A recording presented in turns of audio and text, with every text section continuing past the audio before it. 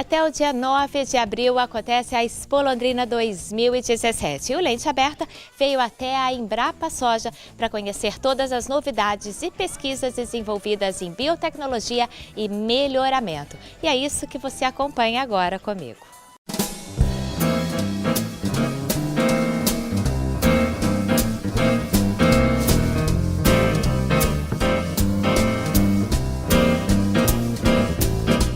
A Embrapa vem contribuindo com a agricultura no Brasil desde 1975 através de pesquisas e parcerias que auxiliam a cadeia produtiva.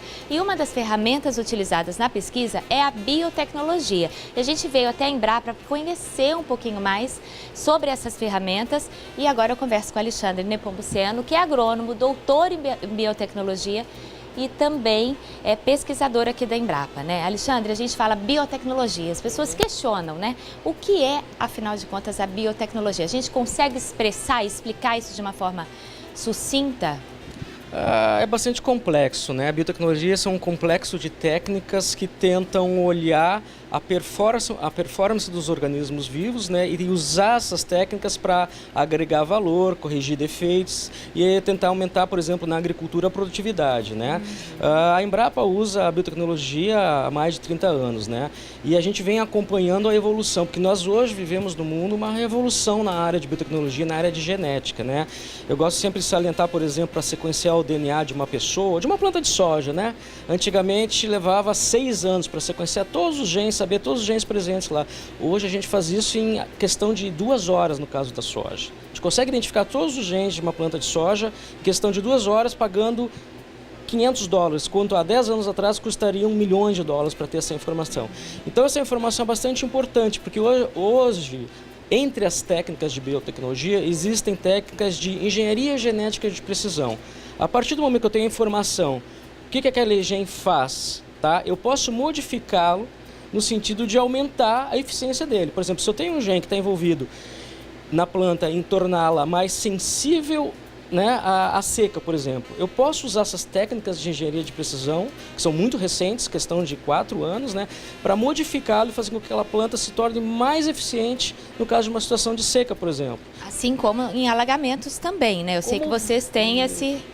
várias situações de estresse relacionadas às mudanças climáticas, né? Nós vivemos aí as mudanças climáticas, né? Vamos ter mais e mais eventos extremos como alagamentos ou secas prolongadas, então nós temos que ter plantas e animais também adaptados a essas situações. E as técnicas de biotecnologia, especificamente as técnicas de engenharia genética de precisão, de sequenciamento de DNA, vêm a nosso favor para que a gente possa então estar preparado, né, e fazer com que as nossas variedades, os nossos animais continuem mantendo a produtividade, né, e inclusive aumentando a produtividade, porque a gente sabe aí a população mundial, né, até 2050 vai chegar a 9 bilhões, né, e o Brasil talvez no mundo hoje seja o único país que possa manter a alimentação do planeta, né? Nós somos o único país que consegue ter até 3 safras ao ano. Ninguém consegue isso hoje, né?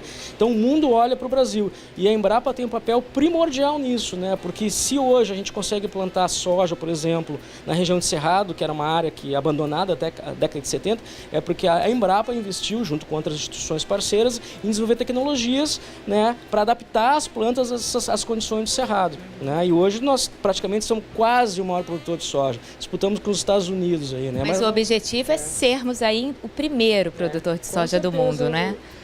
Nos próximos anos, aí, com certeza na próxima década, nós vamos passar os Estados Unidos, que hoje é o maior produtor de alimentos, né? Então o mundo olha para o Brasil e nesse caso nós da Embrapa, né, como instituição pública, tem um papel extremamente relevante, porque é estratégico para o nosso país, né? Não é só a missão de alimentar o mundo, né?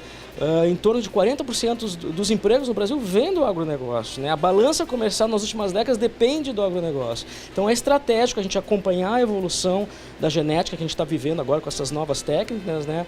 E adaptar isso para as nossas condições e fazer então que a gente consiga agregar valor aos nossos produtos agrícolas, né? E manter a produtividade das nossas variedades, dos nossos animais. Um exemplo disso são os alimentos transgênicos, né? Da biotecnologia. Então as pessoas muitas vezes, mas o que é a biotecnologia? Qual é o exemplo? Transgênico, por exemplo, né, que está aí há muitos anos e trazendo resultados bem positivos. Sim, sem dúvida, né? As plantas geneticamente modificadas, os transgênicos, foram uma revolução, né?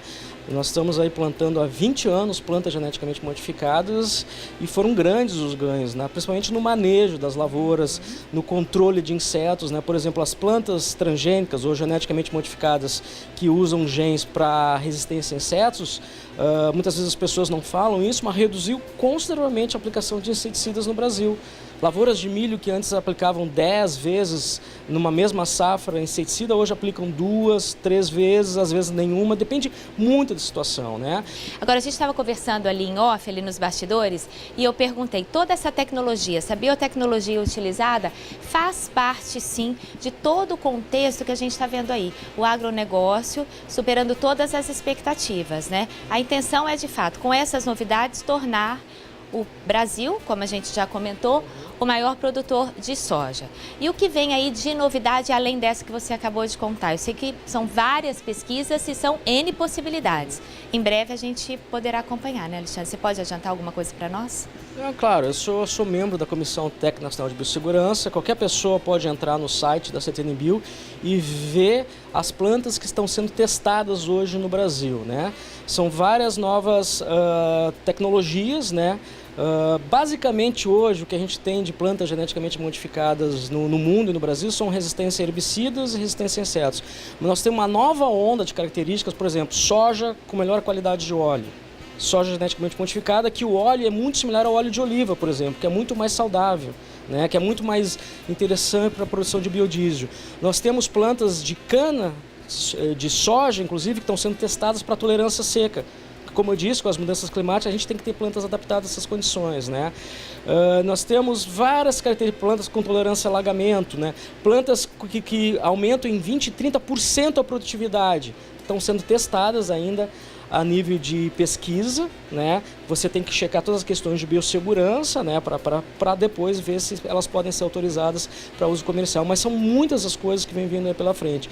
Porque quando essas plantas entraram 20 anos atrás, existia toda essa polêmica, esse medo. Mas hoje a comunidade científica já chegou no consenso que são plantas seguras, tá? Nós estamos plantando há 20 anos. Então, se nós pudermos diminuirmos um pouco todas essas, desculpe a palavra, parafernália de análise, que muitas vezes são desnecessárias, essas análises muitas vezes aumentam o custo e o tempo. Então a gente pode reduzir isso, né?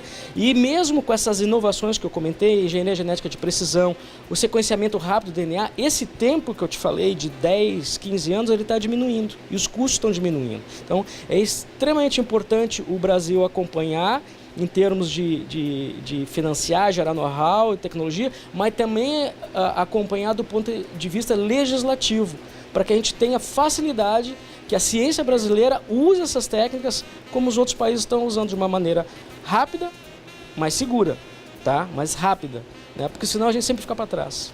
Bom, a gente está aqui, onde nós estamos aqui fazendo a entrevista, porque onde a gente olha soja, explica para nós rapidinho. Isso aqui é um laboratório de cultura de tecidos, né? Isso são plantas, se tu me permite aqui, são plantas que foram modificadas no laboratório. Nós introduzimos especificamente em algumas dessas plantas genes que conferem tolerância seca. Nós fazemos isso a nível micro, né, em células. Depois pegamos essas células e tentamos transformar em pequenas plântulas. Depois essas plântulas são transferidas para vasos, para casa de vegetação. E depois nós solicitamos autorização na Comissão Técnica Nacional de Biossegurança para levar e fazer os testes a campo, né? E para ver se realmente a planta, na condição real de lavoura, ela tem maior ou menor tolerância à condição de déficit hídrico, né? Especificamente é esse trabalho aqui. E no próximo bloco você continua comigo fazendo uma visita aqui na Embrapa Londrina.